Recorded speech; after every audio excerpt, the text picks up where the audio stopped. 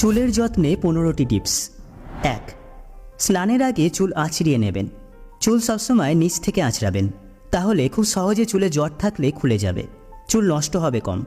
আর চুলের জট খোলার জন্য সবসময় মোটা দাঁতের চিরুনি ব্যবহার করবেন। 2. সপ্তাহে 2 থেকে 3 দিন চুলে শ্যাম্পু করুন। চুলে বেশি শ্যাম্পু করলে চুলের প্রাকৃতিক তেল নষ্ট হয়ে চুল শুষ্ক হয়ে যায়। 3.